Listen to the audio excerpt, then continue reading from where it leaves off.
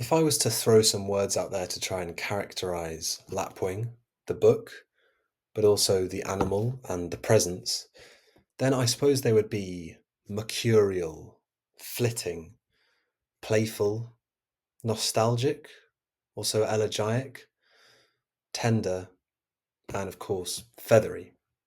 This is Hannah Copley's second collection. It's published by Liverpool University Press.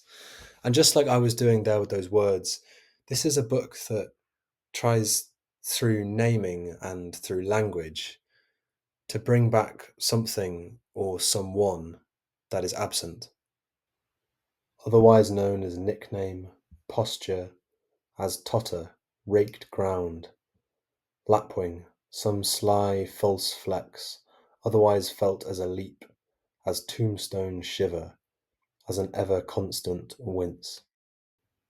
The nickname and posture remind us that Lapwing is never more than the words on the page.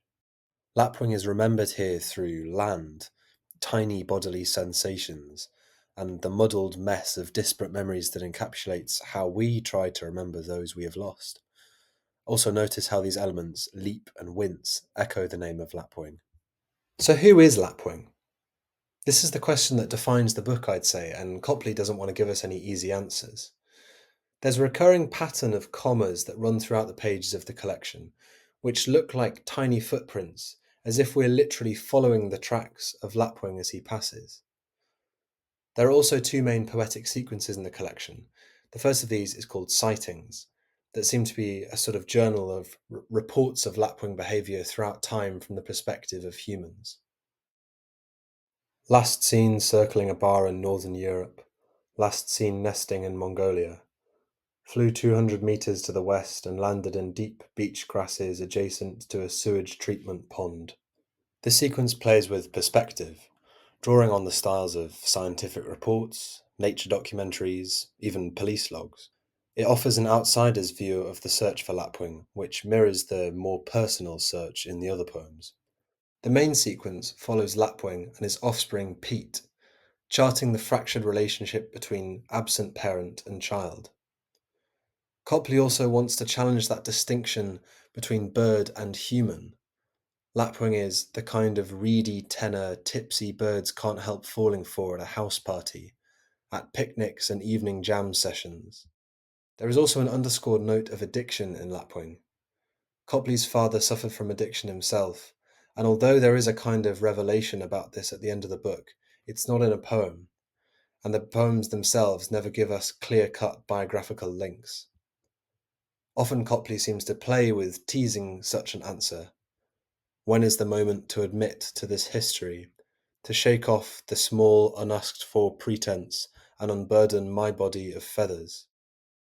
But the personhood of Lapwing always stays just out of reach. The book's search for this elusive presence is defined by the issue of naming.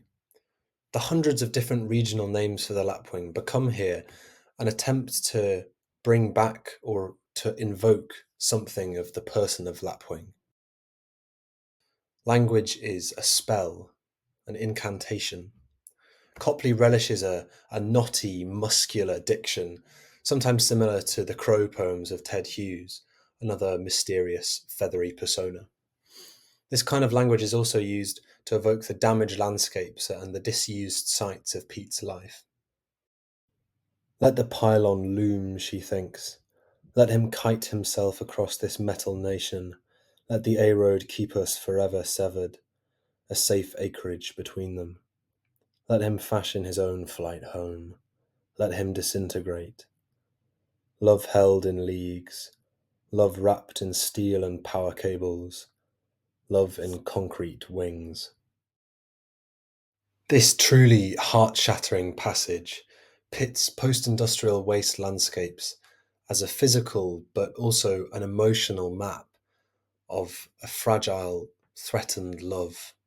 That line about love and concrete wings brilliantly juxtaposes that redemptive image of the angel with the heavy brutality of concrete. It catches you right in the gut. Lapwing as a book leaves its mark as something shifting, airborne, unable to pin down. It's an attempt to embody what is absent. Having lived with this book for a couple of months now, I can almost feel its flutter of wings behind me wherever I go, and an echoed Pete, Pete, Pete